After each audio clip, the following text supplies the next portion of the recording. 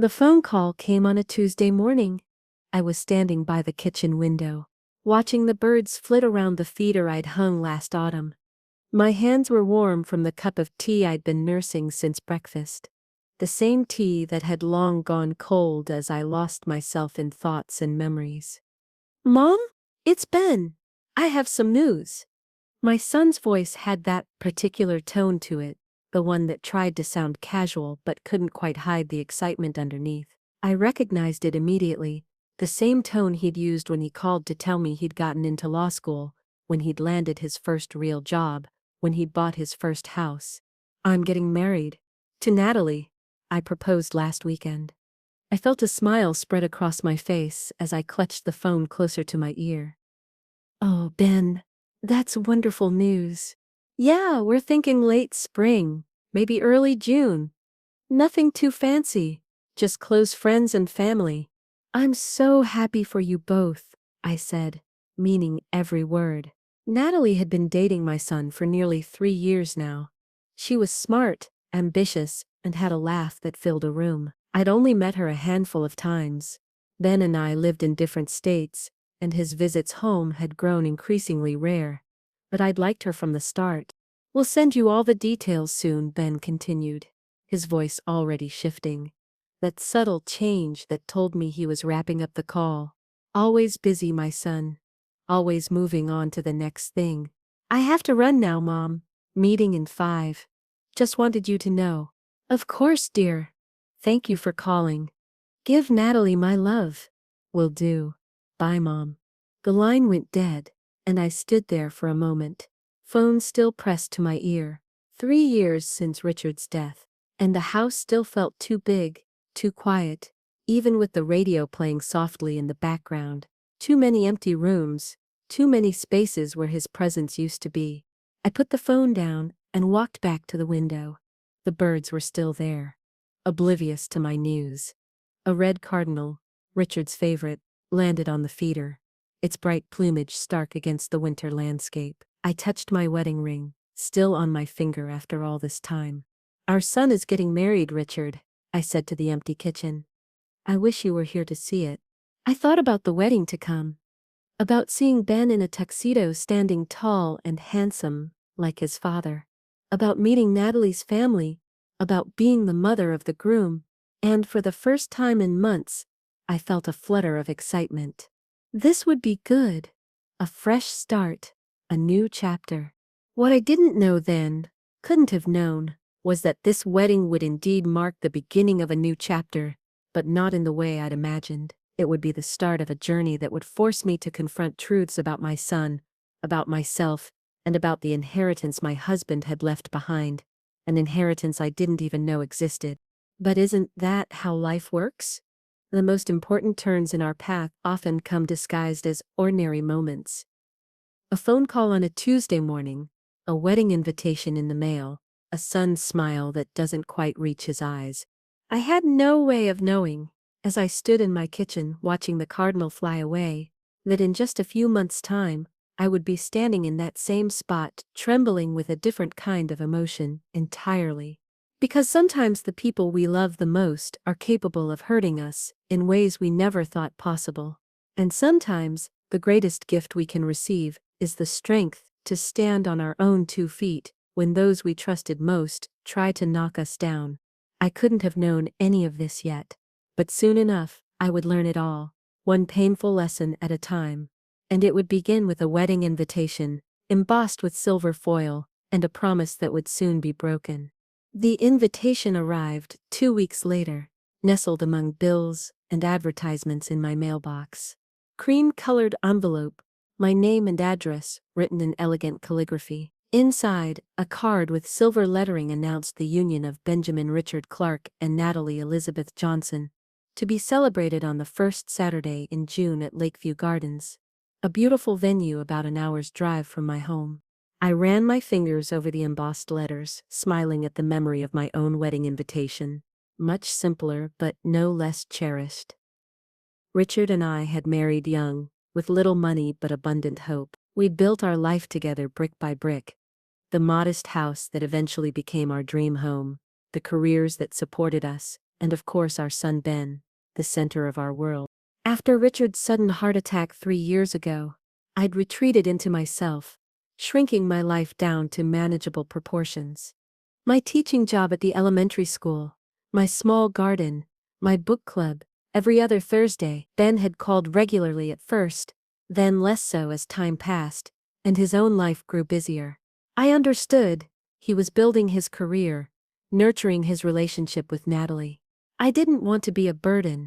But now, with this invitation in my hand, I felt a surge of hope. Perhaps this wedding would bring us closer again. Perhaps I'd have a chance to be more present in his life, to get to know Natalie better, maybe even to be a grandmother someday. I placed the invitation on the mantel, propped against a photo of Richard holding newborn Ben in his arms, his face a mixture of terror and adoration. "Our boy is getting married," I told the photograph. "You'd be so proud of him." That evening, I pulled out my sewing kit and opened the cedar chest where I kept my most precious clothing. Near the bottom, carefully wrapped in tissue paper, lay the pale blue dress I'd worn to my sister's wedding 15 years ago. Classic cut, modest neckline, a color that had once brought out the blue in my eyes. It would need some alterations. I was thinner now than I'd been then, but it would be perfect for the mother of the groom. As I held it up against me, standing before the mirror, I imagined the day to come. I would arrive early, help with any last-minute details. Ben would introduce me to Natalie's parents. Perhaps I'd give a small speech at the reception. Something heartfelt about love and partnership. Drawing on my 30 years with Richard, I'd dance with my son, just one dance, and tell him how happy I was for him, how much his father would have loved to be there. I laid the dress carefully on my bed and went to my jewelry box. Inside was the pearl necklace Richard had given me on our 20th anniversary. I hadn't worn it since his funeral, but it seemed right to wear it to Ben's wedding, a way of carrying a piece of his father with us. That night, I slept better than I had in months, lulled by dreams of family gatherings, of laughter and connection, of belonging. I should have known better. After all, at 63 years old, I'd lived long enough to know that reality rarely matches our dreams, but hope is a persistent thing, and sometimes it blinds us to the warning signs that in retrospect seem so obvious. The weeks passed, and I threw myself into wedding preparations with an enthusiasm that surprised even me.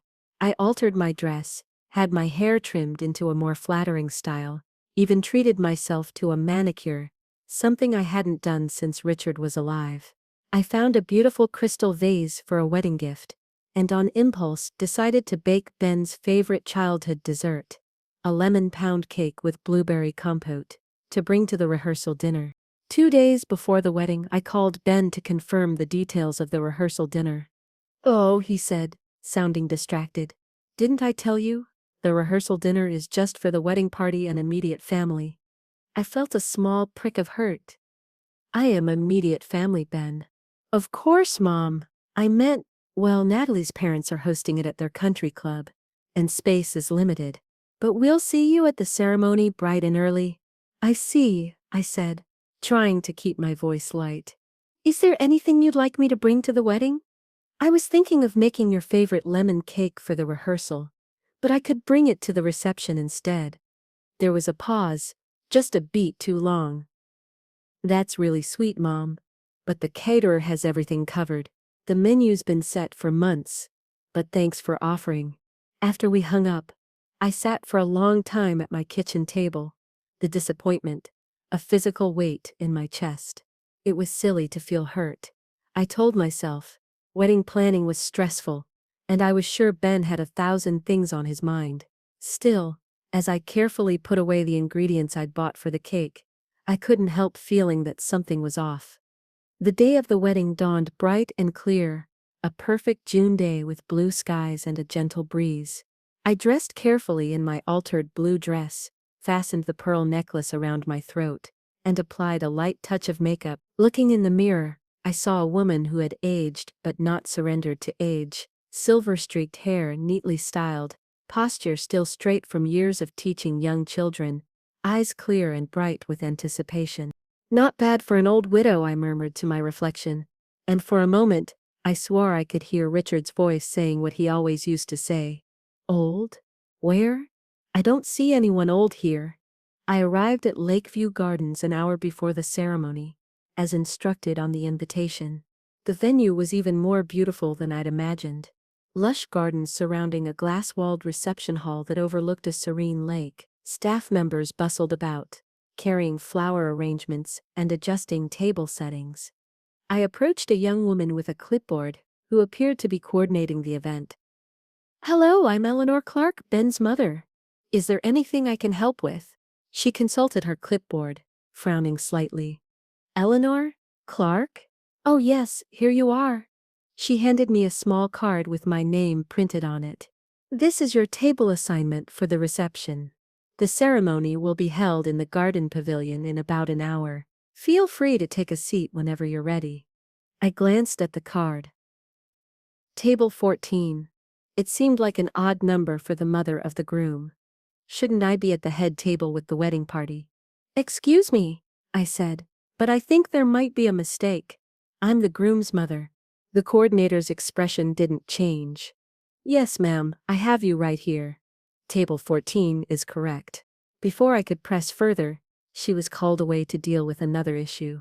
I stood there, clutching my table assignment, feeling strangely adrift. Around me, other guests were beginning to arrive, greeting each other with hugs and excited chatter. No one seemed to notice me. I made my way to the garden pavilion, a beautiful structure with open sides and a roof covered in trailing vines and twinkling lights. Rows of white chairs faced an elegant flower arch, where Ben and Natalie would exchange their vows. I chose a seat near the front, on the groom's side, and waited.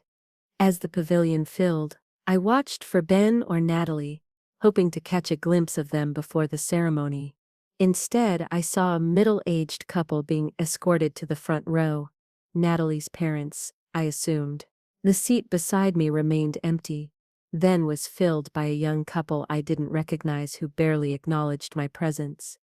The music began, signaling the start of the ceremony. My heart swelled as Ben appeared at the front, handsome in his tuxedo, looking so much like his father that it took my breath away. Our eyes met briefly as he scanned the audience, but his gaze moved on without a flicker of special recognition. No smile, no nod, no acknowledgement that I was anything more than just another guest. The ceremony was beautiful, Natalie radiant in her white gown, the vows personal and touching, the kiss at the end met with enthusiastic applause. And yet, throughout it all, I couldn't shake the feeling that I was somehow watching from a distance, separated from the joy around me by an invisible barrier. As the newlyweds walked back down the aisle, arm in arm, guests tossed rose petals in their path. I stood with the others, rose petals in hand, but when Ben and Natalie passed my row, they were looking at each other, laughing, not seeing me at all. My rose petals fell to the ground, untossed, crushed beneath my feet, as I moved to follow the crowd to the reception hall. Table 14, it turned out, was in the far corner of the room, as distant from the head table as possible. My table mates were an eclectic mix. An elderly cousin of Natalie's who was hard of hearing, a couple who appeared to be colleagues of Ben's, but from a different department, and a young woman who spent most of the evening texting under the table. Polite conversation died quickly, and I found myself watching the festivities from afar, like a theater-goer rather than a participant. The father-daughter dance was beautiful, bringing tears to my eyes as I thought of how Richard would have loved to dance with Natalie, to welcome her properly to our family. When it was time for the mother-son dance, I sat up straighter, ready to be called to the floor. Instead, I watched in shock as Natalie's mother stepped forward to dance with Ben, both of them smiling widely as the photographer captured the moment. It felt like a physical blow. I had been erased, replaced, relegated to the role of distant relation rather than mother. I sat frozen, my hands clenched in my lap, as the dancing continued around me. No one seemed to notice my distress, or if they did, they chose to ignore it. Later, as the reception was winding down, I finally caught Ben alone near the bar. The ceremony was beautiful, I said, forcing a smile. You and Natalie make a wonderful couple. Thanks, Mom, he replied, his eyes already scanning the room, looking past me. Glad you could make it. I was a bit surprised about the mother-son dance, I ventured, trying to keep my tone light. I'd been looking forward to that. Ben had the grace to look slightly embarrassed. Oh, that! Natalie's mom organized most of the wedding, and she thought it would be nice since she's been so involved. You don't mind, do you? You've never been much of a dancer anyway. Before I could respond, he was pulled away by a group of friends, leaving me standing alone with my untouched glass of champagne. I set it down carefully on a nearby table and made my way back to my assigned seat, where I gathered my purse and wrap, ready to leave. As I walked toward the exit, I passed the gift table, piled high with beautifully wrapped packages. My crystal vase was there somewhere, with its carefully written card expressing my love and hopes for their future. I wondered if they would even notice it among the mountain of gifts, if they would read my heartfelt words or simply set them aside with a cursory glance. Outside, the evening air was cool against my skin. I stood for a moment, looking back at the reception hall, bright with lights and laughter. Through the glass walls, I could see Ben and Natalie in the center of the dance floor, surrounded by friends, radiant with happiness. They didn't look my way. They didn't notice me leave. As I drove home, in the gathering darkness, I felt something shift inside me, like a gear changing or a door closing. The hurt was still there, a dull ache in my chest, but beneath it was something else, a quiet, simmering anger that I had been dismissed so easily, and a resolve that surprised me with its strength. This was not how I had raised my son to treat his mother. This was not the relationship I wanted or deserved. I didn't know it yet, but this evening, this wedding that should have been a beginning, was actually the end of something, the end of my illusions about my place in my son's life. And in its place would come a different kind of beginning, one that would test me in ways I couldn't yet imagine. Because what I didn't know, as I drove home alone in my blue dress with my unworn pearls, was that Ben and Natalie had plans for me. Plans that had nothing to do with family bonds and everything to do with what they thought I possessed. Plans that would reveal exactly how much, or how little, I truly meant to them. I pulled into my driveway, turned off the engine, and sat in the darkness, staring at the house Richard and I had shared for 30 years. Our home. My home now.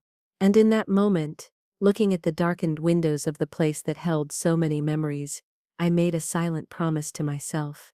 Whatever came next, I would face it with dignity and strength. I would remember my worth. I would make Richard proud. I had no idea how soon that promise would be tested, or how glad I would be that I had made it. 4 days after the wedding, Ben called. Mom, Natalie and I are back from our mini honeymoon, and we'd love to have you over for dinner tonight. Just the three of us, to catch up properly. We didn't get much chance to talk at the wedding. The invitation took me by surprise. After the wedding, I'd half expected not to hear from Ben for weeks, perhaps months. This sudden desire to catch up properly seemed out of character, especially so soon after the ceremony. That would be lovely, I said, pushing aside my suspicions. Perhaps I'd misjudged the situation. Perhaps Ben had realized how I'd been sidelined at the wedding, and wanted to make amends. What time should I come over? 6 would be great. And Mom? There's something important we want to discuss with you. A flutter of unease stirred in my stomach. Is everything all right? Everything's fine, he assured me, his voice overly bright. Just some family matters we need to sort out. See you at 6. After hanging up, I stood in my kitchen, considering his words. Family matters. What family matters could be so urgent that they couldn't wait until they'd been married more than a few days? I thought of Richard, of how he always said that when something seemed off, it usually was. Trust your instincts, Ellie, he'd tell me. They're sharper than you think. My instincts were certainly on high alert now. I changed into a simple navy dress, not the blue one from the wedding. I couldn't bear to wear that again so soon. Added a cardigan, sensible shoes, and minimal jewelry. Then, almost as an afterthought, I went to my office and found a small notebook that would fit in my purse. Something told me I might want to take notes during this dinner. Ben and Natalie's home was in an upscale neighborhood, about 30 minutes from mine. A large modern house with perfectly manicured landscaping and a 3-car garage. As I pulled into their driveway, I noted the contrast with my own modest home. The one Richard and I had bought when Ben was just a baby, the one we'd slowly renovated over decades with our own hands. Natalie answered the door, looking polished and professional in slim black pants and a silk blouse, despite supposedly being in casual home mode. "Eleanor, how nice to see you," she said, giving me a brief, perfunctory hug that barely made contact. "Come in, come in. Ben's just opening some wine." She led me through their immaculate home, to a spacious kitchen, where Ben was indeed uncorking a bottle of red wine. The kitchen looked like something from a home design magazine, all gleaming surfaces and high-end appliances, with not a speck of food preparation in sight. "Mom? Right on time," Ben said, giving me a quick kiss on the cheek. "Hope you're hungry. We've ordered from that Italian place you liked when you visited last fall." So they weren't even cooking dinner. Another oddity. This home-cooked dinner that was actually takeout. This urgent family discussion just days after their wedding. I accepted the glass of wine Ben offered me and took a small sip, determined to keep my wits about me. We made small talk while waiting for the food to arrive, about their brief honeymoon to a lakeside resort, about the wedding gifts they'd received, about Natalie's promotion at her marketing firm. Not once did either of them ask about me, about how I'd been since the wedding, about my life in the days between. It was as if I existed only in relation to them, not as a person in my own right. When the food arrived, we moved to their formal dining room, where the table had been set with elegant placemats and napkins, but only on 3 sides. Ben and Natalie sat beside each other, facing me across the table. The positioning felt strangely confrontational, as if this were a business meeting rather than a family dinner. We were halfway through our pasta when Ben cleared his throat, set down his fork, and reached for Natalie's hand. "Mom, there's something we wanted to talk to you about. Something important." I set my own fork down, my appetite suddenly gone. "I'm listening." "We've been thinking," Ben continued, "about your situation. Living alone in that big house, managing everything by yourself. It can't be easy at your age." My age? I was 63, hardly decrepit. I'd been managing just fine for the 3 years since Richard's death, teaching full-time until my retirement just last year, maintaining my home and garden, even taking a watercolor class at the community center. "I'm quite capable of taking care of myself, Ben," I said mildly. "But thank you for your concern." "Of course you are," Natalie jumped in, her smile not quite reaching her eyes. "But wouldn't it be nice to have some help? Some security for the future?" Ben nodded eagerly. "Exactly. We've been looking into some options for you. Senior living communities. Assisted living facilities." "Assisted living?" I interrupted, unable to keep the shock from my voice. "Ben, I'm in perfect health. I don't need assisted living." "Not now." "Maybe," he conceded. "But it's never too early to plan for the future. And some of these places have waiting lists. You have to get your name in early." I took a slow, deliberate sip of my water, using the moment to collect my thoughts. "While I appreciate your concern, I'm quite happy in my home. I have no plans to move anytime soon." Ben and Natalie exchanged a look. Just a quick glance, but loaded with meaning. Then Natalie reached down beside her chair and produced a leather portfolio, which she placed on the table and opened to reveal a stack of papers.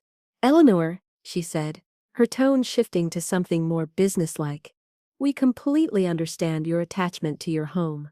It's full of memories, but it's also a valuable asset that's currently just sitting there. We've had it appraised." "You've had my house appraised?" I repeated, unable to believe what I was hearing. "Without my knowledge or permission?" "It was just a preliminary assessment," Ben said quickly, "based on comparable properties in the area. Mom, that house is worth over $400,000 now. That's a lot of money to have tied up in a property that's too big for one person." I stared at them, at their earnest faces, at the papers Natalie was now spreading across the table. Printouts of real estate listings, glossy brochures for retirement communities, and what appeared to be draft legal documents. "What exactly are you proposing?" I asked, my voice steady despite the anger and hurt building inside me. "We think it would make sense for you to sell the house," Ben said. "Use a portion of the money to secure a spot in a nice senior community. We've found several that are really lovely, with activities and socializing opportunities, and invest the rest for your future care needs." "And who would manage these investments?" I asked, though I already knew the answer. "Well, Natalie and I would help, of course," Ben replied, as if this were the most natural thing in the world. "We both have experience with financial planning. We'd make sure your money was working for you." "I see," I said, reaching for my purse and extracting the small notebook I'd brought. "And these documents you have here, what are they exactly?" Natalie smiled brightly. "Just some paperwork to get the ball rolling. Nothing binding yet, of course. A listing agreement for the house, some applications for the retirement communities we think you'd like, and a simple power of attorney so we can help manage the transition." A power of attorney. They wanted control of my finances, my property, my life, all under the guise of helping me. And they'd planned this, prepared for it, even before their wedding. This wasn't a spontaneous concern for my welfare. This was a calculated move to get their hands on my assets. "May I see these documents?" I asked, keeping my voice level. Ben pushed them across the table, and I began to leaf through them slowly, making a show of reading carefully while my mind raced. The listing agreement had already been filled out with my information, ready for my signature. The simple power of attorney was anything but. It was comprehensive, giving Ben and Natalie complete control over all my financial and medical decisions, with no expiration date and no oversight. "This is quite thorough," I commented, making a few notes in my notebook. "You've clearly put a lot of thought into this." "We want what's best for you, Mom," Ben said, reaching across the table to pat my hand. The gesture, once comforting, now felt patronizing. "We worry about you all alone in that house." I closed the portfolio and handed it back to them. "Thank you for your concern. This is certainly a lot to consider. I'll need some time to think it over, of course." "Of course," Natalie agreed quickly, though I caught a flash of disappointment in her eyes. Clearly, they'd hoped I would sign the documents tonight. But don't take too long. The real estate market is hot right now, and these retirement community spots won't stay available forever. I nodded, making one more note in my book before tucking it back into my purse. "I understand. Now shall we finish our dinner? This pasta is getting cold." The rest of the meal passed in strained conversation, with Ben and Natalie making repeated references to the wonderful amenities at the retirement communities they'd selected, and how unburdened I would feel once I no longer had a house to maintain. I smiled and nodded, asking occasional questions that gave the impression I was considering their proposal, all while my heart pounded with a mixture of hurt and growing indignation. When I finally stood to leave, declining their offer of dessert, Ben walked me to the door. "Think about what we discussed, Mom," he said, giving me another of those quick, barely there hugs. "We really do want what's best for you." "I know you do, dear," I replied, the lie bitter on my tongue. "I'll be in touch soon." As I drove home through the quiet streets, my hands were steady on the wheel, but my mind was in turmoil. How had it come to this? How had my son, the baby I'd nursed through colic, the boy I'd comforted after nightmares, the teenager I'd guided through heartbreaks, the man I'd supported through college and beyond, become someone who would try to push his own mother out of her home for financial gain? And more pressingly, what was I going to do about it? By the time I pulled into my driveway, one thing was clear: whatever Ben and Natalie were planning, I needed to protect myself. I needed information, and I needed it fast, because something told me they weren't going to take no for an answer, and their next move might not be as transparent as tonight's dinner invitation had been. I looked up at my house, my home, its familiar outline, comforting in the darkness. This was the house where Richard and I had built our life together. The house where we'd raised our son, celebrated holidays, weathered storms both literal and figurative. The house where Richard had taken his last breath, in our bedroom with me holding his hand. No, I would not be forced out by anyone, least of all by the child we had raised within these very walls. As I turned the key in the lock and stepped inside, I made a decision. Tomorrow I would begin my own investigation. I would find out exactly what Ben and Natalie were after, and why they seemed so determined to take control of my assets, and I would do whatever it took to protect myself and the home I loved. What I couldn't know, as I hung my cardigan in the closet and prepared for bed, was that the answers I sought were closer than I imagined, hidden away by my late husband, who had, it seemed, foreseen a day when I might need protection from our own son. The next morning, I woke with a sense of purpose I hadn't felt in years. The hurt of Ben's betrayal was still there, a dull ache in my chest, but it was overshadowed by a growing determination. I would not be a victim in this scenario. I would not be the helpless elderly mother, manipulated and controlled by her child. After a quick breakfast, I went to my home office and pulled out all of our financial records, bank statements, investment accounts, insurance policies, the deed to the house, Richard's life insurance payout, my retirement accounts. I spread them across the desk, creating a complete picture of my financial situation. On paper, I was comfortable but far from wealthy. The house was fully paid off. Richard had insisted on paying down the mortgage with his life insurance from his company when he retired. My teacher's pension provided a modest but steady income. I had some savings, enough to handle emergencies and small luxuries, but nothing that would make me a target for financial exploitation. At least, nothing I knew about. But there had to be something more, something I was missing. Why else would Ben and Natalie be so eager to get their hands on my assets? I sat back in my chair, thinking.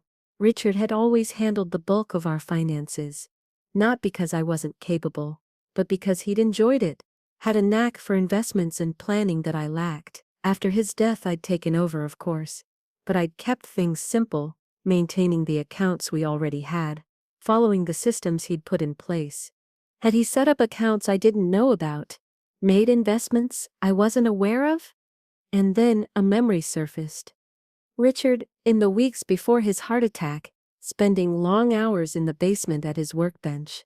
When I'd asked what he was doing, he'd smiled mysteriously and said, "Just making sure everything's in order, Ellie. Just in case." I'd thought he was organizing his tools, perhaps finally tackling the boxes of old electronic parts he'd been collecting for years. But what if it was something else? What if he'd been preparing for a future he somehow sensed was coming, a future he wouldn't be part of? With a sudden urgency, I headed for the basement door. Our basement was unfinished but neat, divided into sections: laundry area, Richard's workshop, storage for holiday decorations, and off-season clothing, and a small room that had once been Ben's play area and later became a makeshift home gym. Richard's workshop was exactly as he'd left it, workbench against one wall, pegboard above it, with tools hanging in precise arrangements, shelves of neatly labeled boxes containing everything from screws to spare electrical parts. I stood in the center of the space, turning slowly, looking for anything out of place, anything that might contain the information I sought. Nothing jumped out at me. Everything was as it had been for the past 3 years, preserved like a museum exhibit to a man who was no longer there. I was about to give up when my gaze fell on the old filing cabinet in the corner, a heavy metal relic from Richard's first office job that he'd kept for sentimental reasons. We'd always used it for household records, appliance manuals, tax returns, home repair receipts. I'd gone through it after Richard's death, organizing and updating as needed, but I'd focused on the practical aspects, not looking for hidden secrets. Now, I pulled open each drawer methodically, examining the folders inside. The first 2 drawers contained exactly what I expected, neatly labeled files of household documents. The 3rd drawer was the same, but when I reached the bottom drawer, I found something unexpected: a large manila envelope, sealed and addressed to me in Richard's handwriting. My hands trembled as I lifted it out. The envelope was heavy, bulging with contents. Across the front, in Richard's bold script, were the words, "For Eleanor, open only in case of emergency." I stood there, clutching the envelope, my heart racing. Was this an emergency? Ben and Natalie hadn't done anything yet, had only suggested a course of action, but the intent behind their suggestions, the calculated way they'd approached me, the documents already prepared for my signature. Yes, this qualified as an emergency in my book. I carried the envelope upstairs to the kitchen table, where the light was better. Carefully, I broke the seal and emptied the contents onto the table. Inside were several folders, each labeled in Richard's precise handwriting, and a sealed letter with my name on it. I opened the letter first, my fingers clumsy with anticipation and a strange sense of dread. My dearest Eleanor, if you're reading this, it means I'm no longer with you, and you've found yourself in a situation that feels threatening or uncertain. I pray that day never comes. But I've lived long enough to know that we can't always predict how people will behave, especially when money is involved. During our life together, I've made some investments that I haven't discussed with you, not because I wanted to keep secrets, but because I wanted to protect you. Knowledge can be a burden, Ellie, and sometimes it's better not to carry that weight until you need to. In the folders enclosed, you'll find documentation of these investments. Stocks, bonds, a small property in Vermont that's been in my family for generations, and a life insurance policy that I kept separate from my company benefits. Together they amount to just over $2 million. I've arranged for all of these assets to be held in a trust, with you as the sole beneficiary. The trust is structured in such a way that the assets can only be accessed or controlled by you. No one else can make claims on them, not even Ben. Why the secrecy? Because I've watched our son grow into a man who values status and wealth above the things we tried to teach him: compassion, integrity, gratitude. I've seen how he looks at our modest home and lifestyle with something like embarrassment. I've noticed how his visits home have grown shorter and less frequent as his own financial status has improved. I hope I'm wrong about him. I hope that if you're reading this, it's for some reason entirely unrelated to Ben trying to control your assets, or pressure you into financial decisions that benefit him more than you. But if my fears have proven justified, then this trust is my final gift to you. Financial security that no one can take away, not even our son. The lawyer who helped me set up this trust is a man named Howard Mitchell. His contact information is in the blue folder. He's expecting to hear from you if you ever need to access these funds. He has instructions to assist you, and only you, in managing these assets. My love, I know this letter may come as a shock. I know you may feel betrayed that I kept these assets secret from you all these years. But please understand, this was never about not trusting you. It was about creating a safety net that no one could take from you. A foundation that would remain solid no matter what storms might come. Use these resources wisely. Use them to keep your independence, to protect your dignity, to live the life you deserve.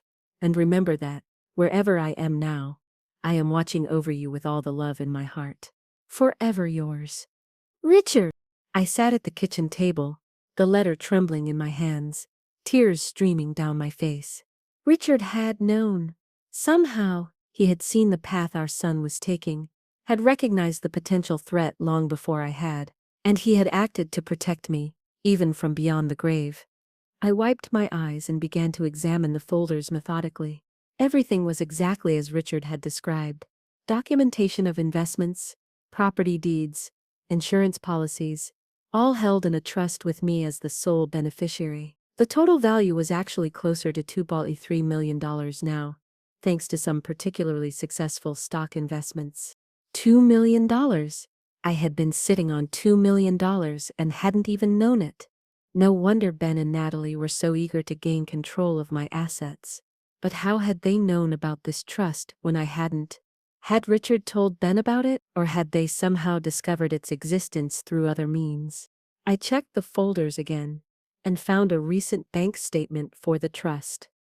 There had been an inquiry about the account just 3 weeks ago, right before Ben and Natalie's wedding. The inquiry had been denied because it hadn't come from me, the sole authorized party. So that was it. They had found out about the trust, tried to access it, been blocked, and were now attempting to gain control through me. The retirement community, the power of attorney, it was all a means to an end, a way to get their hands on Richard's carefully protected legacy. I gathered up all the documents and returned them to the manila envelope, then sat for a long time, thinking. The hurt of Ben's betrayal was deeper now. Sharper with the knowledge that this wasn't a recent development, but something he had been planning for some time. My own son seeing me not as his mother but as an obstacle between him and money he felt entitled to. But beneath the hurt, a new feeling was emerging. A steely resolve, a determination not to be victimized. Richard had given me the tools to protect myself. Now it was up to me to use them wisely. I picked up the blue folder and found Howard Mitchell's business card. Despite it being Saturday, I decided to call. This couldn't wait. To my surprise, Howard answered his cell phone on the second ring. Mitchell speaking. Mr. Mitchell, my name is Eleanor Clark. I believe you knew my husband, Richard Clark. There was a pause. Then his voice softened. Mrs. Clark. Yes, I've been expecting your call, though I admit I hoped it wouldn't be necessary. I take it you found Richard's letter? Yes, just this morning, Mr. Mitchell. I need your help. My son.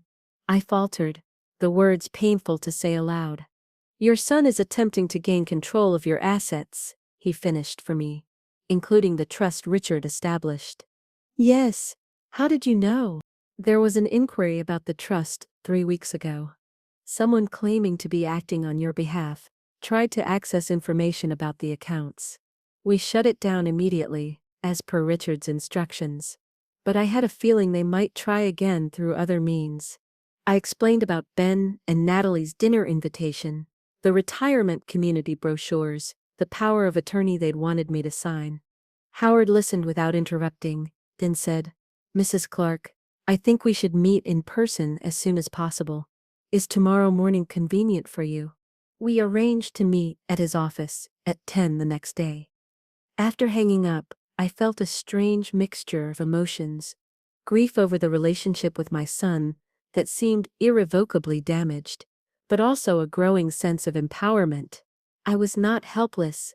I had resources, allies, options. That evening, I received a text from Ben. Mom, just checking in. Have you had a chance to look over those papers we gave you? Natalie found out that one of the retirement communities has a vacancy opening up next month. We'd need to move quickly to secure it for you. I stared at the message for a long time, weighing my response. Part of me wanted to confront him immediately, to ask how he could possibly think I wouldn't discover his true motives. But another part, the part that had taught elementary school for 30 years and knew when to hold back, counseled patience. Better to have all the facts, all the legal protections in place, before showing my hand. Finally, I typed, still reviewing everything. Need some time to think it through. We'll be in touch next week. Non-committal, but not suspicious. Buying me the time I needed to meet with Howard and formulate a plan. Ben's response came quickly. Don't wait too long, Mom. These opportunities don't last forever. No, I love you. No, how are you feeling about all this? Just pressure to act quickly. To sign away my autonomy before I could think too deeply about what I was doing.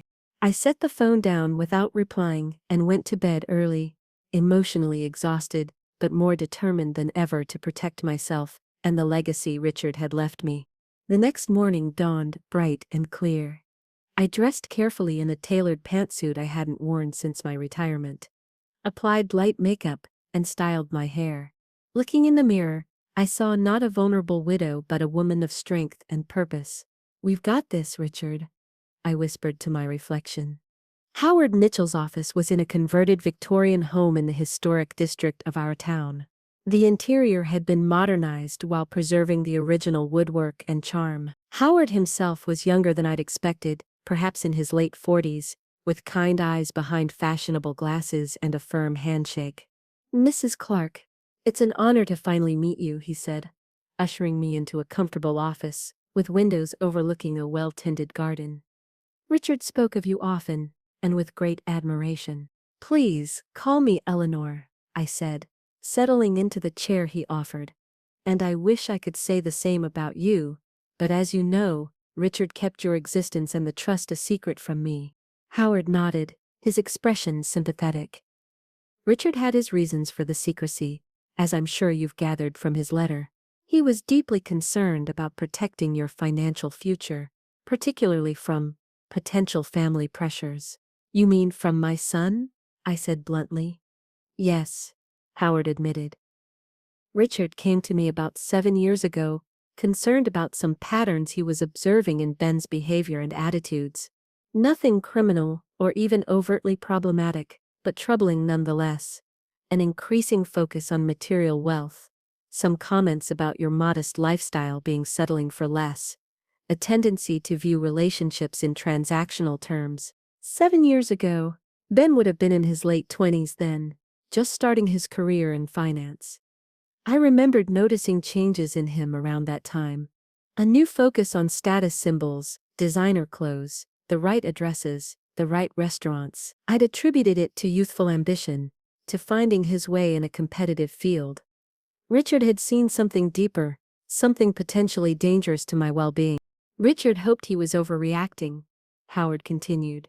He hoped that Ben would outgrow these tendencies, that they were just a phase. But he wanted to create a safety net for you, just in case. And now that safety net is being tested, I said. Indeed. Based on what you've told me and the recent inquiry about the trust, it seems Ben and his new wife are actively trying to gain control of your assets.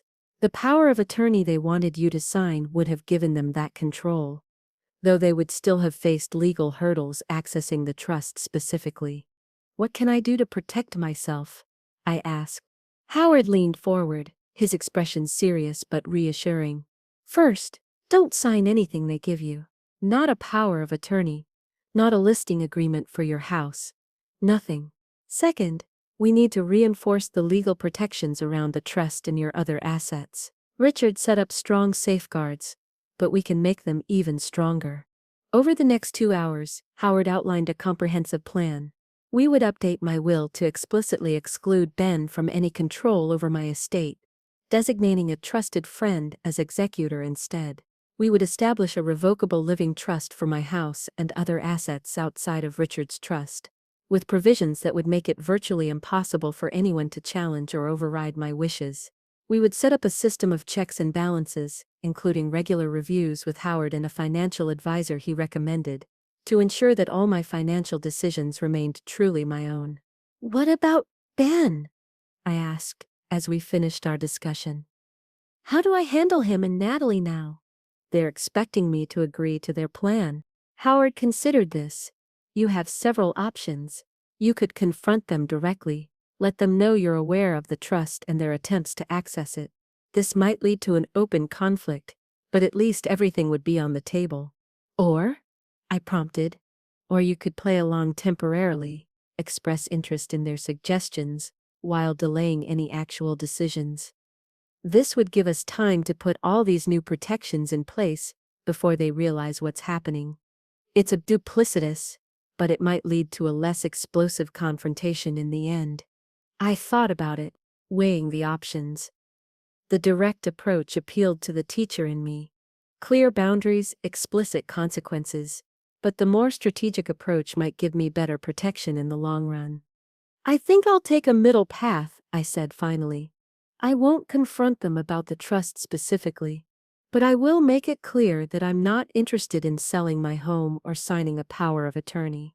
I'll be firm, but not accusatory. Let's see how they respond to that before deciding on next steps. Howard nodded approvingly. A measured approach. Richard always said you were the wisest person he knew. The comment brought unexpected tears to my eyes. Even now, 3 years after his death, Richard was still protecting me, still caring for me through the plans he'd made and the people he'd enlisted to help.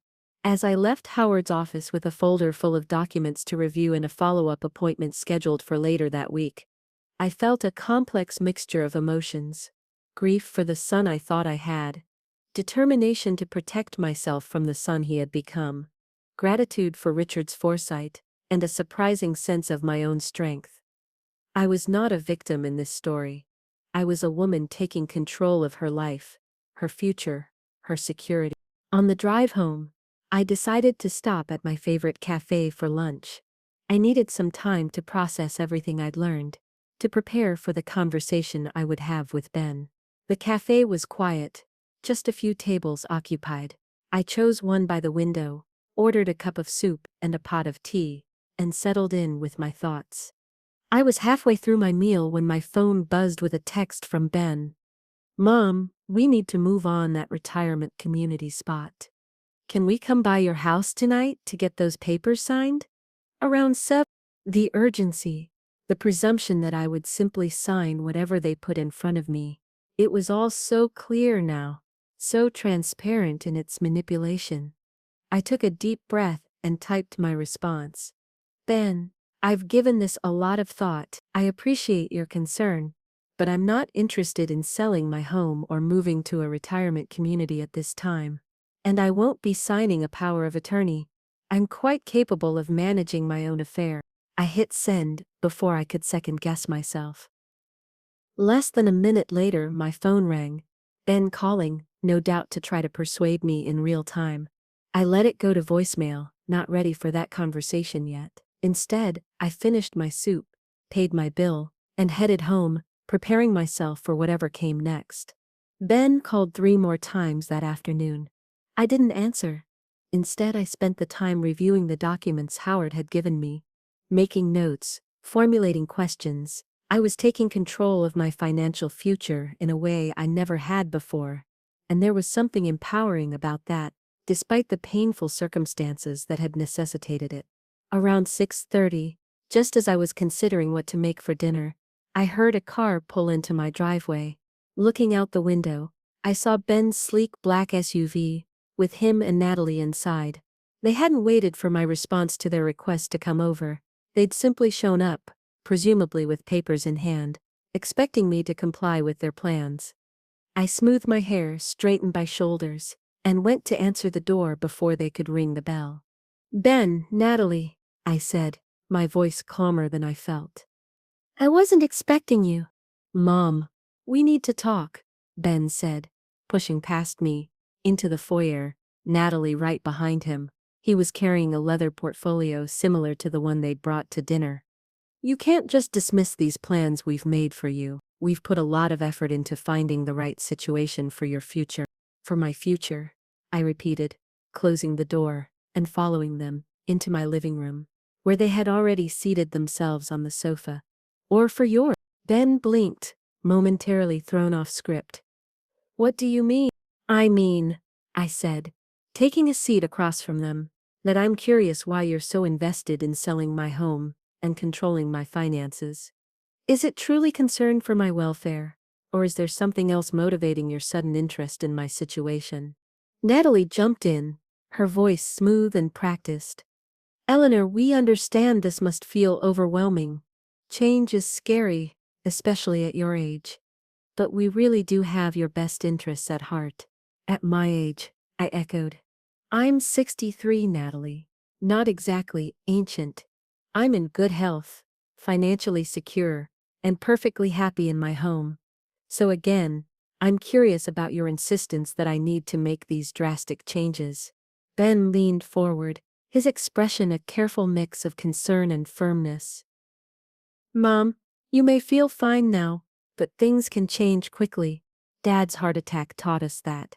We want to make sure you're taken care of before there's a crisis. By selling my home and giving you control of the proceeds," I stated flatly.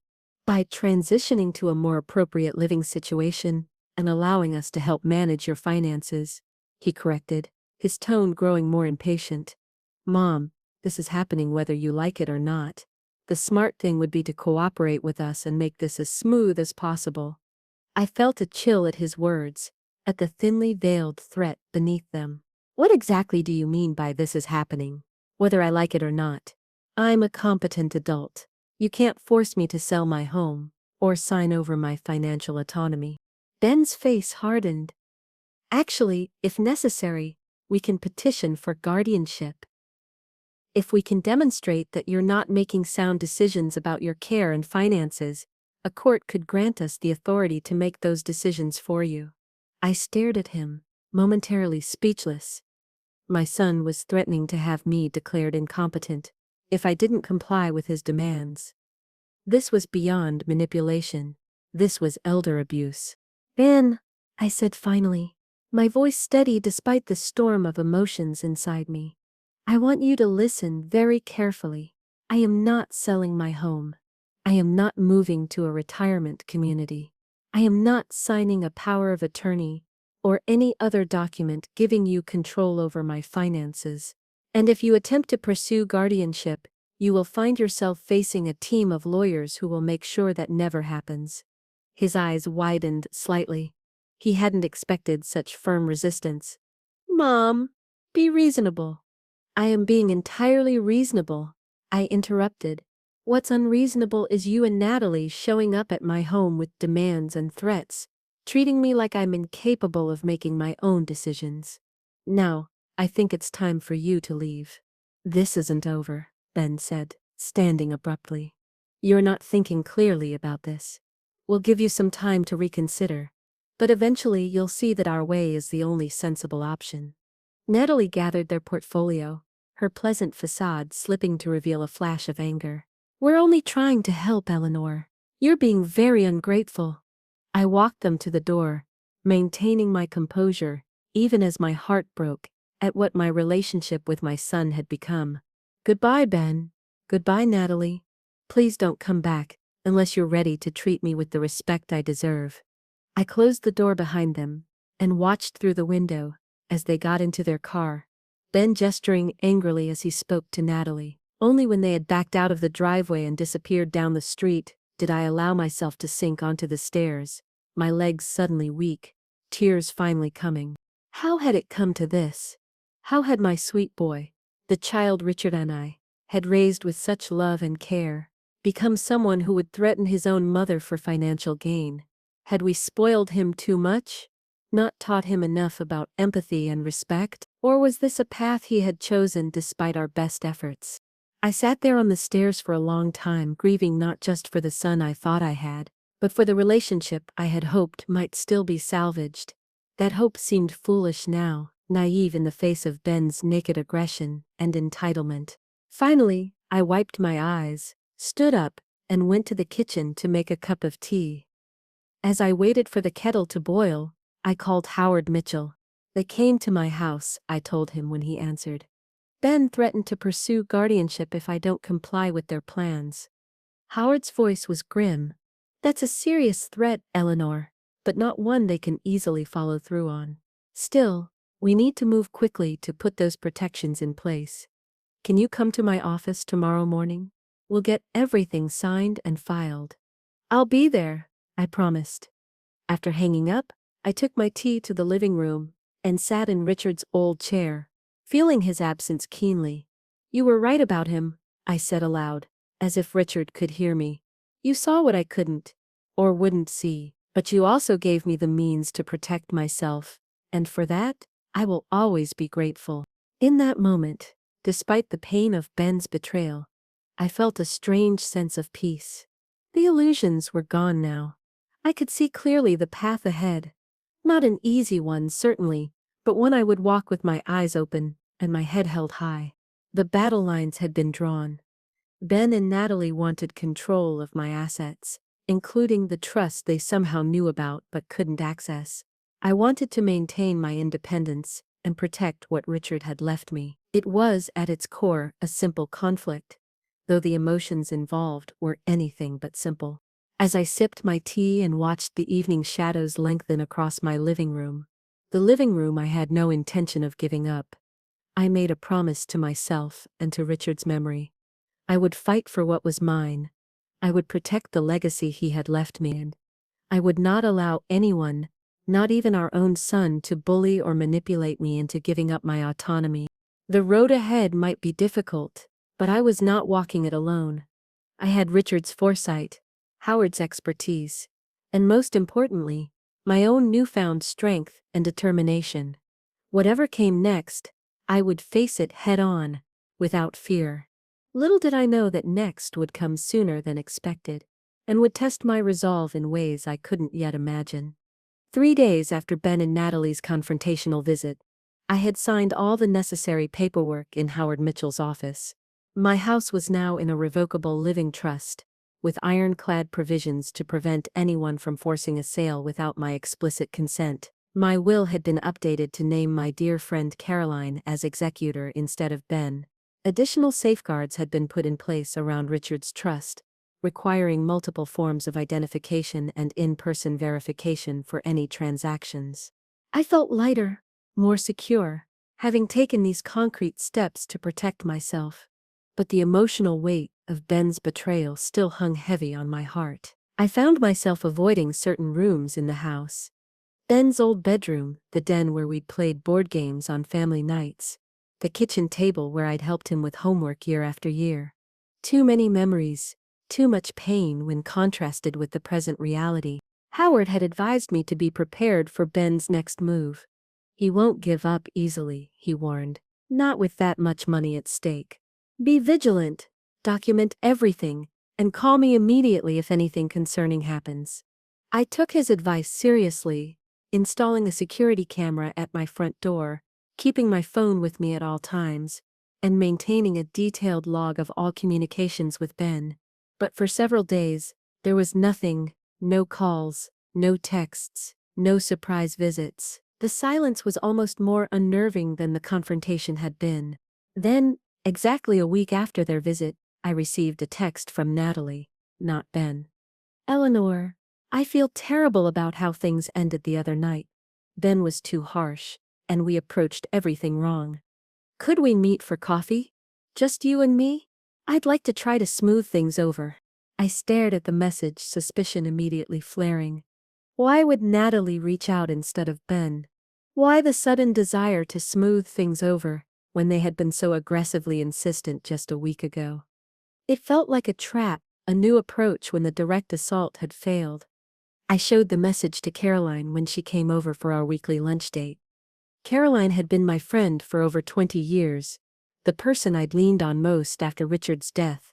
She knew Ben well, had watched him grow up, but had also observed the changes in him over recent years. It's a tactic, she said bluntly after reading the text. They're trying the good cop approach now. Natalie will be all sympathetic and understanding, try to make you feel guilty for misinterpreting their intentions, then ease back into the same agenda, selling your house, getting control of your finances. That's what I thought, I sighed. Should I just ignore it? Caroline considered this. No, I think you should meet her. But in a public place, on your terms, and with your eyes wide open. Don't let her manipulate you emotionally, but see what she has to say. Information is power, Eleanor. The more you know about their thinking and strategy, the better you can protect yourself. I nodded, seeing the wisdom in this approach. You're right, and I admit, I'm curious about what angle they'll try next. I texted Natalie back. I'm free tomorrow at 2 p.m. We can meet at the Riverside Cafe. A public place, popular enough that there would be plenty of people around, but not so busy that our conversation would be overheard. Natalie responded immediately. Perfect. Thank you for giving me this chance, Eleanor. I really want us to understand each other better.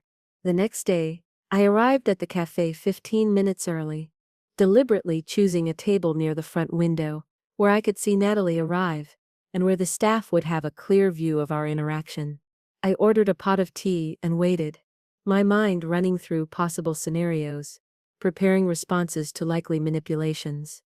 Natalie arrived exactly on time, dressed in a soft pink sweater that made her look younger and more approachable than her usual sleek business attire. She spotted me, waved, and made her way to the table with a smile that seemed designed to convey warmth and sincerity. Eleanor, thank you so much for meeting me, she said, taking the seat across from me. I've been so upset about how things went the other night. It wasn't at all what Ben and I intended. And what did you intend, Natalie? I asked directly. pouring her a cup of tea without being asked. Because from where I was sitting, it seemed like you intended to pressure me into selling my home and signing over control of my finances. She had the grace to look slightly abashed. I can see why you felt that way. We were too aggressive, too insistent. Ben especially. He gets so focused on what he thinks is the right solution that he forgets to listen to other perspectives. It's something we're working on in our relationship. I said nothing, simply sipping my tea and waiting for her to continue. After a moment, she leaned forward, her expression earnest. The thing is, Eleanor, we really do worry about you. That big house, all by yourself, managing everything alone. We've seen friends' parents struggle as they get older, refusing help until a crisis forces dramatic changes. We just wanted to be proactive, to help you transition while you still have full control over the process.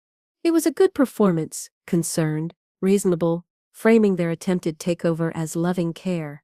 If I hadn't seen the predatory look in Ben's eyes when I refused to comply, if I hadn't discovered Richard's trust and the evidence of their attempts to access it, I might even have been swayed. I appreciate your concern, I said, keeping my tone neutral. But as I told Ben, I'm quite capable of managing my own affairs. I'm not interested in selling my home or moving to a retirement community. And I certainly don't need anyone else controlling my finances. Natalie's smile faltered slightly. Of course. And we should have been more sensitive to your feelings. But Eleanor, can I be completely honest with you? Please do, I replied, curious about what approach she would take next. She leaned in further, lowering her voice. Ben is really struggling with this. He feels a deep responsibility to take care of you, the way Richard would have wanted. And he's worried, we both are, that you might be, well, not making the best financial decisions. What specific decisions are you concerned about? I asked, knowing full well there were none to point to. Natalie hesitated, clearly not expecting this direct question. Well, for instance, maintaining that large house must be expensive. And without Richard's income, we just want to make sure you're not depleting your savings trying to maintain a lifestyle that might not be sustainable long term. I allowed myself a small smile. My finances are actually in excellent shape, Natalie. The house is fully paid for, my pension covers my living expenses comfortably, and I have sufficient savings for emergencies and the occasional luxury. But thank you for your concern. She shifted strategies smoothly. That's wonderful to hear. But there's also the issue of Richard's investments. Ben is worried that you might not be aware of all the assets Richard left, or that you might not be managing them optimally. And there it was, the real agenda, thinly veiled but unmistakable. They were still after Richard's trust. What investments are you referring to, specifically? I asked, watching her carefully. Natalie's eyes flickered with something. Disappointment? Frustration? Before she composed her features again. I'm not sure of all the details. Ben mentioned something about a trust that Richard had set up. He's concerned that you might not be getting the full benefit from it, that the funds might be sitting idle when they could be working for your future security. How interesting, I said mildly. And how did Ben come to know about this trust? She blinked rapidly, caught off guard. I'm not sure. I think Richard might have mentioned it to him years ago. A lie, and not a very good one. Richard would never have told Ben about a trust he had kept secret even from me, especially one specifically designed to protect me from Ben's financial manipulations. I see, I said, letting the moment stretch uncomfortably. Well, you can tell Ben that he needn't worry about any trusts or investments Richard may have left. Everything is being properly managed. Natalie's pleasant facade cracked slightly, revealing a flash of the calculating woman beneath. Eleanor, I think you're misunderstanding our intentions. We only want what's best for you. What's best for me, I repeated, setting down my teacup with deliberate care, is to maintain my independence, my home, and control over my own finances. What's best for me is to be treated as a competent adult by my son and daughter-in-law, not as an obstacle to be managed or an asset to be acquired. Her eyes widened at my directness. That's not fair. We've never. Let me be perfectly clear, Natalie. I interrupted, my voice quiet but firm. I know about the trust. I know about your and Ben's attempt to access it 3 weeks before your wedding. I know about the $2 million Richard left to ensure my financial security, and I know that neither you nor Ben can touch a penny of it without my consent. Consent I have no intention of giving. The color drained from her face. For a moment she seemed at a loss for words. Then she gathered herself, her expression hardening into something closer to the real Natalie I suspected. Ben was right, she said, her voice tight. You're being completely unreasonable. That money should be working for the family's future. For our future children, your grandchildren. Instead, you're hoarding it out of some misplaced sense of… what? Revenge? Punishment? I'm protecting what Richard left for me, I corrected her. As for family and grandchildren, those are relationships built on love and respect, not financial transactions. If you and Ben ever have children, I would love them because they're my grandchildren, not because they represent an opportunity to pass on wealth. Natalie stood abruptly, gathering her purse. This conversation is pointless. You've clearly made up your mind to be difficult about this. Ben will be very disappointed. I'm sure he will be, I agreed, remaining seated, refusing to be flustered by her dramatic exit. Please tell him that any further attempts to pressure me or gain control of my assets will be met with legal action. I've taken steps to protect myself, Natalie. Significant steps. She stared at me for a long moment, reassessing. I saw the calculation in her eyes, the realization that I was not the easy target they had assumed me to be. Without another word, she turned and strode out of the cafe, the bell above the door jangling sharply in her wake. I finished my tea slowly, processing the encounter. It had gone largely as expected, though Natalie had abandoned the pretense of reconciliation more quickly than I'd anticipated. The mask had slipped, revealing the true intentions beneath. They wanted Richard's money, pure and simple, and they were angry, perhaps even outraged, that I was standing in their way. As I paid the bill and prepared to leave, I felt a strange mixture of sadness and strength. The sadness was for what had been lost, the relationship with my son, the future family gatherings I had envisioned, the grandchildren I might never know. But the strength came from standing my ground, from protecting what was mine, from refusing to be manipulated or controlled. Walking to my car, I realized that this confrontation, while painful, had been necessary. It had confirmed what I already suspected, that Ben and Natalie's interest in my welfare was a facade, a means to an end. It had also shown me that I was capable of defending myself, of seeing through their manipulations and standing firm in the face of pressure. As I drove home, I wondered what their next move would be. The direct approach had failed. The sympathetic, concerned approach had failed. Would they escalate to legal action, as Ben had threatened, or would they try a different tactic entirely? Whatever came next, I was ready. Richard had given me the financial security to defend myself, and the past week had given me something perhaps even more valuable, the confidence to stand up for myself, to trust my instincts, and to demand the respect I deserved. I pulled into my driveway, looking at the house Richard and I had shared for so many years. Our home, my home now. A home I had no intention of giving up, not to developers, not to retirement community salespeople, and certainly not to a son who saw me as an obstacle rather than a mother. As I unlocked the front door, I felt a sense of rightness, of belonging. This was where I was meant to be, surrounded by the memories Richard and I had built together, secure in the legacy he had left me. Whatever Ben and Natalie might try next, they couldn't take that away from me. I wouldn't let them. Little did I know that their next move was already in motion, and it would test my resolve in ways I hadn't imagined possible. The call from my neighbor, Martha, came 2 days after my meeting with Natalie. "Eleanor," she said, her voice tight with concern, "there's a woman walking around your property taking photos. She says she's from social services, doing a wellness check. Did you know about this? My heart raced. No, I didn't. I'm at the grocery store. I'll be home in 10 minutes. Can you keep an eye on things until I get there? Of course. Tom's already out there talking to her, keeping her from going inside. But she's being very insistent that she needs to inspect the interior of your home. I thanked Martha, abandoned my half-filled shopping cart, and drove home as quickly as was safely possible. When I pulled into my driveway, I saw Tom, Martha's husband, standing on my front porch, talking to a severe-looking woman in a navy blue suit. She was holding a clipboard and what appeared to be an official badge of some kind. I approached them, my back straight, my expression composed despite the anger and fear churning inside me. Can I help you? I asked the woman. She turned to me with a practiced smile that didn't reach her eyes.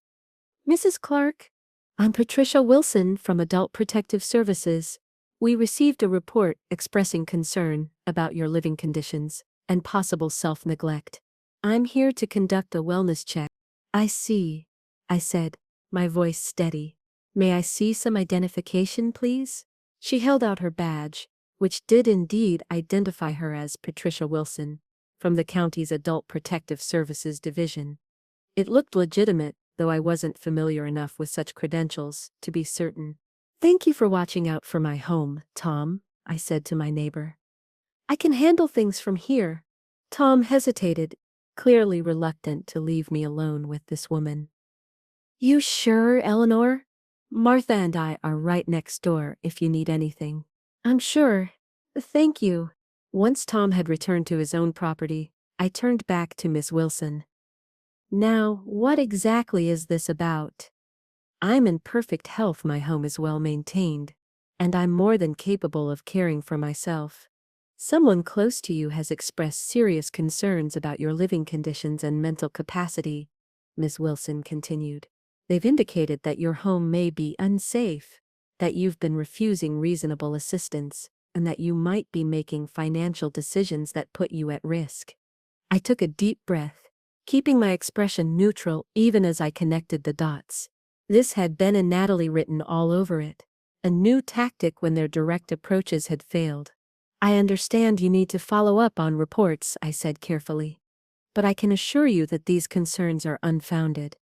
My home is perfectly safe and well maintained, as you can see for yourself, and my mental capacity is completely intact. Miss Wilson glanced around at the exterior of my home, which was admittedly in need of a fresh coat of paint, but otherwise well kept. I'll still need to conduct an inspection of the interior, Mrs. Clark. It's standard procedure. Before we proceed, I said, I'd like to make a phone call, if you don't mind. Without waiting for her response, I pulled out my cell phone and called Howard Mitchell. He answered on the second ring. Howard, there's a woman from Adult Protective Services at my house, saying she needs to inspect my home, based on a report about my living conditions and mental capacity. I believe this may be related to the situation we discussed. I'll be there in 15 minutes, Howard said immediately. Don't let her inside until I arrive. You have the right to have an advocate present during any such inspection. I thanked him and hung up, turning back to Miss Wilson. My attorney is on his way. He'll be here in 15 minutes, and then we can proceed with your inspection. A flicker of annoyance crossed her face. That's not necessary, Mrs. Clark. This is a routine wellness check, not a legal proceeding. Nevertheless, I prefer to have my attorney present. I'm happy to wait on the porch with you until he arrives. She hesitated, clearly weighing her options. Very well, but this reluctance will be noted in my report. Duly noted, I replied, settling onto the porch swing. Would you like some water while we wait? It's quite warm today. The 15 minutes passed, in awkward small talk. I maintained a pleasant demeanor, answering her general questions about how long I'd lived in the house and what I did before retirement, but refusing to be drawn into discussions about my finances or health. Howard arrived exactly when promised, parking his car behind Miss Wilson's official vehicle, and approaching with a confident stride. Mrs. Clark, he greeted me formally. And you must be from Adult Protective Services. Miss Wilson introduced herself, showing her credentials again. Howard examined them carefully, then handed her his business card. Howard Mitchell, attorney at law. I represent Mrs. Clark. Now, could you please explain the specific allegations that prompted this visit? Ms. Wilson's professional veneer slipped slightly under Howard's direct questioning.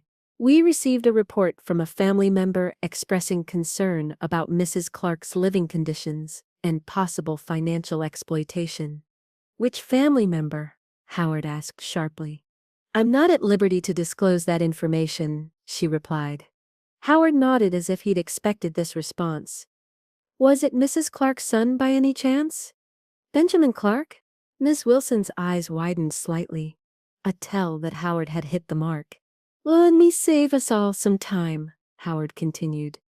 Benjamin Clark and his wife recently attempted to pressure Mrs. Clark into selling her home and signing over control of her finances to them. When she refused, he threatened to pursue guardianship. This visit is almost certainly a part of that campaign. I'm required to investigate all reports, regardless of the motivation behind them, Miss Wilson said stiffly. Of course, Howard agreed. And Mrs. Clark is happy to cooperate with your investigation. In fact, I suggest we document the condition of her home thoroughly, so there can be no question about the falseness of these allegations. With Howard by my side, I led Miss Wilson through my home. She took notes and occasional photographs, inspecting the kitchen, clean and well-stocked, bathroom spotless, with all medications properly stored, living areas orderly and free of hazards, and even my bedroom neatly kept, with fresh linens. Throughout the inspection, Howard pointed out specific features: the new handrails I'd had installed in the bathroom after Richard's death, the working smoke and carbon monoxide detectors, the well-maintained appliances. He was systematically building a case against any claim of unsafe living conditions. When we returned to the living room, Miss Wilson seemed at a loss. Clearly, she had expected to find evidence supporting the allegations, but my home defied the picture that had been painted for her. Mrs. Clark, she said finally, part of my assessment also involves evaluating your cognitive function and decision-making capacity. Would you be willing to answer some questions? Certainly, I replied, sitting down in my favorite armchair. Though I'm curious, what specific concerns about my cognitive function were raised in the report? Again, Miss Wilson seemed uncomfortable. The report suggested that you've been making irrational financial decisions and refusing reasonable assistance. You mean, refusing to sell my home and sign over control of my finances to my son? I asked mildly. Howard interjected smoothly. Mrs. Clark has recently updated her estate planning documents with my assistance. She has been evaluated by 2 independent physicians, both of whom found her to be of sound mind and fully capable of managing her own affairs. I have copies of these evaluations which I'd be happy to provide to your office. This was news to me. I hadn't undergone any such evaluations, but I kept my expression neutral, trusting Howard's strategy. Miss Wilson looked from Howard to me, then back again. That won't be necessary at this time. I'd still like to complete my standard assessment. She proceeded to ask me a series of questions: the date, the president's name, simple arithmetic problems, recall of 3 objects after a few minutes' delay. Basic tests that any person without cognitive impairment would pass easily. I answered each question correctly, maintaining a pleasant demeanor despite the humiliation of having to prove my competence in my own living room. When she finished, Miss Wilson closed her notebook. Well, Mrs. Clark, based on my observations today, I don't see any evidence supporting the concerns raised in the report. Your home is well maintained, you appear to be in good health, and your cognitive function seems intact. I'll note all of this in my report. Thank you, I said. I appreciate your thoroughness. Howard walked with her to the door. I trust this matter is now closed? Mrs. Clark doesn't need to worry about further investigations based on these false allegations. My report will reflect what I've observed today, Miss Wilson replied carefully. But I should inform you that if we receive additional reports with new concerns, we would be obligated to investigate those as well. After she left, Howard and I sat in my living room, both processing what had just happened. That was well handled, I said. Especially the part about the medical evaluations. Was that a bluff? Howard smiled slightly. A strategic exaggeration. I do have connections with geriatric specialists who can provide such evaluations if needed. But I wanted to head off any suggestion that you might need cognitive testing, based on her reaction. I'd say it worked. Will this be the end of it? I asked. Probably not, Howard said honestly. Ben and Natalie struck out with direct pressure, then with Natalie's good cop approach, and now with this false report to Adult Protective Services. They're escalating, trying different tactics. We need to be prepared for their next move. What do you think that will be? Howard considered this. Given the pattern so far, they might try to isolate you, spread rumors among your friends or neighbors, perhaps even attempt to interfere with your mail or phone service. Or they might go directly to court with a guardianship petition, though that's a high-risk strategy for them, especially now that we have the APS visit on record showing no concerns. The thought of Ben trying to turn my friends and neighbors against me was almost too painful to contemplate. This was my son, the child I had raised, loved, sacrificed for. How had he become someone capable of such calculated cruelty? Howard must have seen the anguish in my face. Eleanor, he said gently, you might want to consider reaching out to Ben directly, not to negotiate or compromise on your boundaries, but to make it absolutely clear that you know what he's doing and that it will not succeed. Sometimes, when manipulators realize their target is fully aware of their tactics, they back down. I nodded slowly. I've been avoiding a direct confrontation, hoping, I don't know what I was hoping, that he'd come to his senses, that this was all some terrible misunderstanding. I sighed. But you're right, it's time to face this head on. After Howard left, I sat for a long time in my quiet living room, gathering my thoughts, my courage. Then I picked up my phone and typed a message to Ben. I know you were behind the APS visit today. This stops now. I am aware of all your attempts to gain control of my finances and my home. I have taken legal measures to protect myself. Any further attempts to manipulate, threaten, or harass me will result in legal action. This is not what I want, but I will not be bullied, not even by my own son. I hit send before I could second-guess myself. Then I set the phone down and waited, my heart heavy but my resolve firm. Ben's response came almost immediately. This is exactly why we're worried about you. You're becoming paranoid and hostile.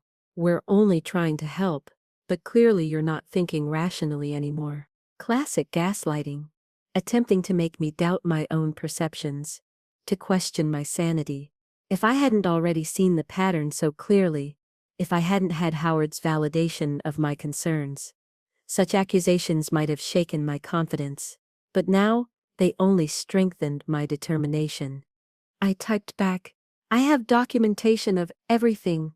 Your attempts to access Richard's trust, the power of attorney you tried to get me to sign, Natalie's meeting with me, and now this APS visit. I am thinking very rationally, and I have witnesses and legal support to prove it. Please respect my boundaries and my autonomy. There was a longer pause before his next reply. You've changed, Mom. Dad would be so disappointed in how you're treating your own son. The invocation of Richard's name, the attempt to use my love for my late husband against me, it was a low blow, and for a moment, it pierced my armor. Would Richard be disappointed in me? Was I being unreasonable, pushing away my only child? But then I remembered Richard's letter, his careful planning to protect me from exactly this kind of manipulation. He had seen the truth about our son before I could bring myself to acknowledge it. If anything, Richard would be proud of me for standing up for myself, for refusing to be victimized. I didn't respond to Ben's message. There was nothing more to say. He had shown his hand, revealed his true nature, and I had to accept that painful reality. The son I thought I knew, the relationship I had cherished, they were gone, perhaps had been gone for longer than I realized. What remained was a man willing to emotionally manipulate his own mother for financial gain. That night, I sat on my back porch as the sun set, watching the fireflies begin their evening dance across my garden. The same garden where Ben had once played as a child, where Richard had taught him to identify different plants and insects, where we had been a family. The grief was overwhelming, not just for Richard's absence, but for the son I had lost in a different way. I allowed myself to feel it fully, to weep for what could have been, for the grandchildren I might never know, for the family gatherings that would never happen. But as darkness fell and the fireflies multiplied, their tiny lights blinking on and off like earthbound stars, I felt something else growing alongside the grief, a quiet strength, a certainty that I was exactly where I needed to be, doing exactly what I needed to do. I thought of the women in my life who had faced adversity with grace and resilience. My grandmother who had raised 3 children alone after her husband died in the war. My mother who had worked 2 jobs to put my sister and me through college. My friend Caroline who had rebuilt her life after a devastating divorce. Strong women, all of them. And now, I realized I was finding my own strength, forced by circumstances I would never have chosen but rising to meet them nonetheless. As I finally went inside, locking my doors and turning on the security system Howard had insisted I install, I felt an unexpected sense of peace. Whatever came next, and I was certain something would, I was prepared to face it, not alone, as Ben and Natalie might have hoped, but with a network of support, with legal protections, and with my own inner resources that were proving more substantial than I had known. The next phase of my life was beginning, not the one I had envisioned, filled with family and grandchildren, but one defined by self-determination, by the freedom to chart my own course without manipulation or control. It wasn't what I would have chosen, but I was determined to embrace it fully, to create a life of meaning and joy despite the painful losses along the way. Because that, I thought as I prepared for bed, is what Richard would truly want for me. Not submission to our son's demands, not surrender of my autonomy, but a life lived on my own terms, with dignity and purpose. Tomorrow would bring new challenges, new decisions to make. But tonight, I would rest in the knowledge that I was stronger than I had ever imagined, and that strength would carry me forward, one day at a time. 2 months passed with no further contact from Ben or Natalie. No calls, no texts, no surprise visits or official inspections. The silence was both a relief and a new kind of pain, confirmation that without access to my assets, I held no value for them. I busied myself with projects around the house, repainting the spare bedroom, reorganizing Richard's books, finally tackling the photo albums I'd been avoiding since his death. I joined a watercolor class at the community center, reconnected with former colleagues for monthly lunches, volunteered at the local elementary school reading to children. Slowly, day by day, I was building a new life, one centered on my own interests and relationships rather than waiting for crumbs of attention from my son. It wasn't the future I had imagined, but it had its own satisfactions, its own moments of joy and connection. Howard checked in regularly, both as my attorney and as a friend. He seemed pleased with my progress, though he remained vigilant about potential legal maneuvers from Ben. Just because they've gone quiet doesn't mean they've given up, he warned. Stay alert. Keep documenting anything unusual. I took his advice seriously, maintaining my security measures and keeping a detailed journal of daily activities that could serve as evidence of my competence if needed. But as weeks passed without incident, I began to hope that perhaps Ben and Natalie had finally accepted defeat, had moved on to other targets or schemes. Then, on a crisp autumn morning, I received a letter that shattered that hope. It was from a law firm I didn't recognize, addressed to the estate of Richard Clark, rather than to me personally. Inside was a formal notice of legal action. Ben was contesting Richard's trust, claiming that his father had been unduly influenced or lacked capacity when creating it, and that as Richard's only child, he was entitled to his rightful inheritance. My hands shook as I read the document. The allegations were absurd. Richard had been of completely sound mind, when he created the trust, years before his death. But the legal language was intimidating, the implied threat clear.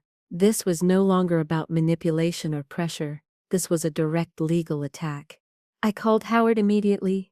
He arrived at my home within the hour, face grim as he reviewed the document. "This is a fishing expedition," he said finally. "They have no grounds, no evidence to support these claims, but they're hoping to force a settlement, that you'll agree to give Ben a portion of the trust assets, rather than face a protracted legal battle." "Is that what I should do?" I asked, hating the quaver in my voice. "Settle?" Howard shook his head firmly. "Absolutely not. This is exactly the scenario Richard was protecting you from when he created the trust. If you give in now, they'll only come back for more. So we fight?" "We fight," he confirmed.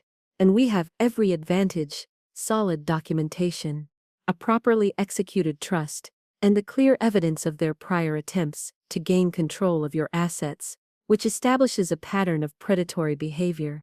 The legal proceedings that followed were exhausting. Depositions where I had to recount painful details of my relationship with Ben, financial disclosures, expert testimonies about Richard's mental capacity based on his medical records. Through it all, Ben never looked me in the eye, never acknowledged me as his mother rather than an adversary to be defeated. The case dragged on for months, draining my emotional reserves even as Howard assured me our legal position remained strong. The hardest part wasn't the legal maneuvering, but the public nature of the conflict. Friends and neighbors now knew that my own son was suing me, that our family had fractured beyond repair. Some offered sympathy, others awkward silence. A few, to my surprise, shared similar stories: adult children seeking to control elderly parents' assets, family relationships destroyed by greed. It seemed my situation, while painful, was far from unique. Throughout this ordeal, I found unexpected strength in new friendships. There was Margaret from my watercolor class, a widow like me, who had weathered her own family conflicts. There was Victor, a retired English professor, who volunteered at the library and shared my love of mystery novels. And there was Rose, my newest neighbor, who brought over homemade soup when she noticed I hadn't been out walking for a few days. None of them could replace the family I had lost, but together they formed a community of choice rather than blood. People who valued me for myself rather than for what I might provide them. The court case reached its climax on a snowy December morning. Howard and I arrived at the courthouse early, prepared for what he had warned would be a difficult day. Ben and Natalie were already there with their attorney, a sharp-featured woman in an expensive suit, who barely acknowledged our presence. The judge, a stern-faced woman in her 60s, listened impassively as Ben's attorney presented their case. Allegations that Richard had been mentally declining when he created the trust, that he had been unduly influenced by unnamed advisors, that the trust violated Ben's rightful expectations as an only child. When it was Howard's turn, he methodically dismantled each claim. He presented Richard's medical records showing excellent cognitive function at the time the trust was created.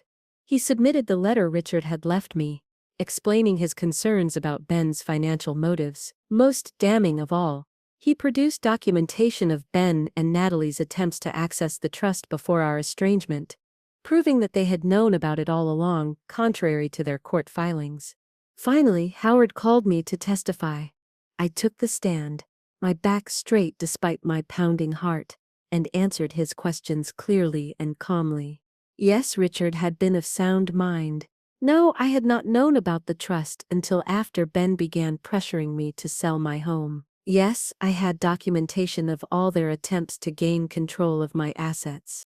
Ben's attorney cross-examined me aggressively, trying to portray me as confused, resentful, paranoid, but I remained steady, answering each question with the simple truth, refusing to be provoked into emotional outbursts that might undermine my credibility. When I stepped down from the witness stand, I caught Ben's eye for the first time that day. What I saw there wasn't anger or determination, but something else: uncertainty, perhaps even a flicker of shame quickly suppressed. He looked away first, whispering something to Natalie, who frowned and shook her head sharply. The judge recessed court for lunch, promising a ruling that afternoon. Howard and I went to a nearby cafe, neither of us particularly hungry, but needing to pass the time. "You did wonderfully," he assured me. Clear, consistent, dignified. The judge was paying close attention. "Will it be enough?" I asked. "I believe so. Their case is built on allegations without evidence, while we have documentation for everything we've claimed. But legal proceedings can be unpredictable, so we should be prepared for any outcome." We returned to the courtroom at the appointed time. The judge entered, her expression giving nothing away as she took her seat and arranged her papers. "Having reviewed all the evidence and testimony presented in this case," she began, "I find no merit whatsoever in the plaintiff's claims. The trust created by Richard Clark was properly executed when he was of sound mind, with clear intention and purpose. The plaintiff's attempts to invalidate this trust appear to be motivated not by legitimate legal concerns, but by a desire to gain control of assets that the deceased deliberately placed beyond his reach." She looked directly at Ben. "Mr. Clark, this court takes a very dim view of predatory actions against elderly individuals, particularly when those actions come from family members who should be providing support rather than seeking exploitation. I am dismissing your case with prejudice and ordering you to pay all legal costs incurred by the defendant." Relief washed over me in a dizzying wave. We had won. Richard's protections had held. I was safe. Outside the courthouse, Ben and Natalie hurried to their car without a word to me. Howard shook my hand warmly, promising to handle all the remaining legal details. "It's over, Eleanor," he said. "Truly over. They have no more legal avenues to pursue." But as I watched my son drive away, I knew that while the legal battle might be finished, the emotional wounds would never fully heal. I had lost my only child to greed and entitlement, had been forced to defend myself against the person I had once held as a newborn, had promised to love and protect forever. That evening, I sat in Richard's old chair by the fireplace, a cup of tea growing cold beside me as I contemplated the future. A future without Ben and any grandchildren he might have. A future shaped by my own choices rather than family obligations or expectations.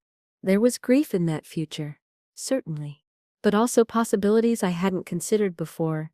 Travel I'd always wanted to do, hobbies I'd set aside, friendships that could deepen into chosen family, perhaps even a move to someplace new, a fresh start in a community where I wasn't known as the woman whose son sued her. The thought both frightened and exhilarated me. At 64, was I too old for new beginnings? Or was this exactly the right time, with the wisdom of experience behind me, and potentially many healthy years ahead? I picked up my tea, found it cold, and went to the kitchen to make a fresh cup. As I waited for the kettle to boil, I noticed the calendar on the wall. It was nearly January, a new year approaching. A natural time for transitions, for turning points. On impulse, I pulled out my laptop and began researching coastal towns in the Pacific Northwest. Richard and I had visited Seattle once and fallen in love with the landscape, the milder winters, the combination of city culture and natural beauty. We'd talked vaguely about retiring there someday, but life and financial constraints had kept us in our familiar Midwest surroundings. Now, though, with the trust funds accessible and no family ties holding me in place, perhaps it was time to revisit that dream. Not Seattle itself, which was too expensive and busy, but one of the smaller communities along the coast or on the islands. A place where I could walk on the beach in the mornings, join a new art class, volunteer in a different library, make friends who knew nothing of my painful past. The more I considered it, the more right it felt. Not an escape, exactly, but a conscious choice to build something new, rather than living among the ruins of what had been lost. Over the next few weeks, I researched communities, housing options, cost of living. I spoke with Howard about the logistics of moving, the legal implications, the management of my finances from a distance. I confided in Caroline, who was sad at the thought of my leaving, but understood the appeal of a fresh start. "You've been through a crucible," she said. helping me sort through kitchen items to keep or donate. You've been tested and proven stronger than anyone could have imagined. Why not use that strength to create exactly the life you want now? By spring, I had settled on a small coastal town in Oregon, with a vibrant arts community, excellent medical facilities, and a lower cost of living than many similar areas. I found a charming cottage just a 10-minute walk from the ocean, with enough garden space for my favorite flowers and a separate studio where I could set up my growing collection of watercolor supplies. The day before the moving truck was scheduled to arrive, I walked through my old home one last time. Each room held memories. Richard and I dancing in the kitchen on our anniversary. Ben taking his first steps in the living room. Family Christmases around the dining table. Quiet evenings, reading in our bedroom. I had thought this goodbye would break me, that leaving the home we had shared would feel like leaving Richard behind, but instead, I felt his presence more strongly than ever. His approval of my courage, his joy in my newfound independence. In our bedroom, I sat on the edge of the bed we had shared for 30 years. "I'm starting a new chapter, Richard," I said aloud. "I think you'd be proud of me. I know you'd want me to be happy." The next morning, I handed the keys to the new owners, a young couple expecting their first child, eager to build their own memories in the sturdy old house. I felt a sense of rightness as I watched them explore their new home, their faces alight with possibilities. This was how it should be. Life continuing, new stories beginning. The drive to Oregon took 4 days. I took my time stopping at interesting sites along the way, staying in comfortable hotels rather than pushing myself to cover maximum distance each day. It was my first solo road trip, and I found I enjoyed the solitude, the freedom to set my own pace, the quiet companionship of audiobooks, and my own thoughts. When I finally arrived at my new cottage, I stood for a moment in the driveway, taking in the cedar shingles weathered to a soft gray, the blue front door, the glimpse of ocean visible between neighboring houses. It wasn't the grand mansion Ben had perhaps imagined I was hiding from him, but it was perfect for me, cozy, manageable, with character and charm.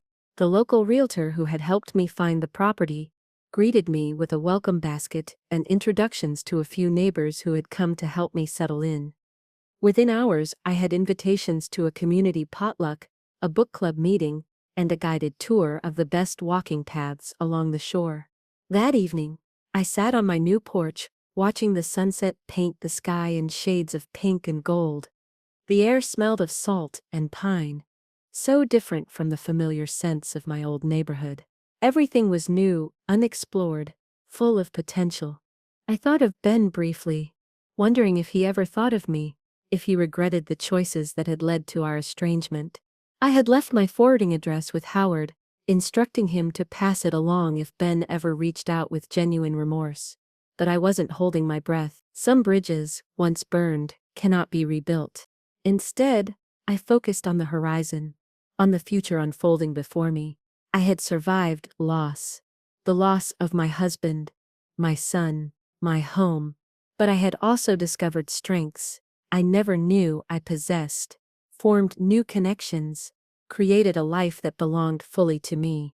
As darkness fell, and the first stars appeared above the ocean, I felt a profound sense of gratitude, not for the pain or the betrayal, but for the journey that had brought me here, to this moment of perfect possibility. Richard's legacy had protected me financially, but my own resilience had saved me in ways more significant than money ever could. Tomorrow, I would unpack my art supplies, walk on the beach, introduce myself to the local librarian. I would begin, one small step at a time, to weave myself into the fabric of this new community. I would create a life filled with beauty, purpose, and authentic connections, and I would remember, always, that it is never too late to begin again, to reinvent yourself, to find joy after sorrow, that sometimes the most unexpected turns in our path lead us exactly where we need to be.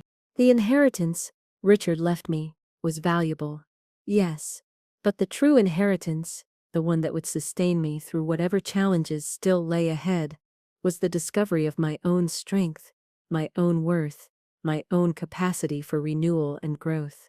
That was a legacy beyond price, one that no one could ever take away.